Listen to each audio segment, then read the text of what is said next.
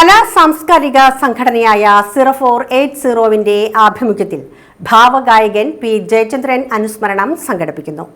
ജനുവരി 8 municipal town ഹാളിൽ സംഘടിപ്പിക്കുന്ന അനുസ്മരണ സമ്മേളനം ഉന്നത വിദ്യാഭ്യാസ സാമൂഹ്യനീതി വകുപ്പ് മന്ത്രി ഡോക്ടർ ആർ ബിന്ദു ഉദ്ഘാടനം ചെയ്യുമെന്ന് സംഘാടക സമിതി ഭാരവാഹികൾ വാർത്താ സമ്മേളനത്തിൽ അറിയിച്ചു. സമ്മേളനാനന്തരം ജയരാജ് വാര്യരും ഇന്ദുലേഖ വാര്യരും നയിക്കുന്ന പൂവും പ്രസാദവും എന്ന പേരിലുള്ള ഗാനമേള അരങ്ങേറും.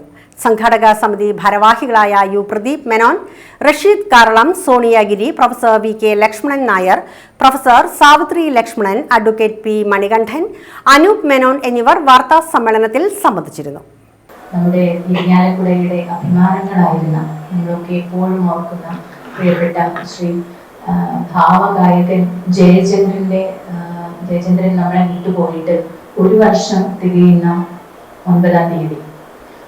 അതുപോലെ തന്നെ നമ്മളെയൊക്കെ വിട്ടുപോയ ഇന്നസെന്റ് ഏട്ടന്റെ ഓർമ്മയിൽ ഒരു പരിപാടി, അങ്ങനെ 2 പരിപാടികളാണ് നമ്മൾ ജനുവരിയിൽ, നമ്മുടെ 2026 ജനുവരിയിൽ ഉദ്ദേശിച്ചിട്ടുള്ളത്.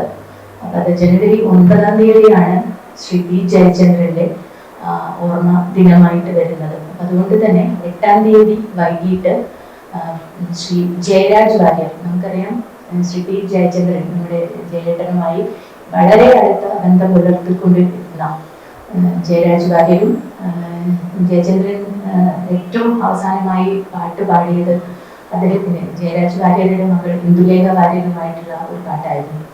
അപ്പോൾ ആ ഒരു ഓർമ്മയിൽ ജയരാജ് വാര്യർ അവതരിപ്പിക്കുന്ന ഇന്ദുലേഖ വാര്യരും എടപ്പാൾ വിശ്വം, നന്ദുകൃഷ്ണ, പ്രേംസാഗർ, സംയുക്ത തുടങ്ങിയവർ നേതൃത്വം നൽകുന്ന ഒരു ഗാനാഞ്ജലി, ജയചന്ദ്രന്റെ ഗാനങ്ങൾ മാത്രം ഉൾപ്പെടുത്തിക്കൊണ്ട് ഒരു വളരെ മനോഹരമായ ഒരു സന്ധ്യ നമ്മുടെ ഇരിങ്ങാലക്കുടക്കാർക്ക് വേണ്ടി ശ്രീ ജയചന്ദ്രന്റെ ഓർമ്മയിൽ ഒരുക്കുകയാണ്.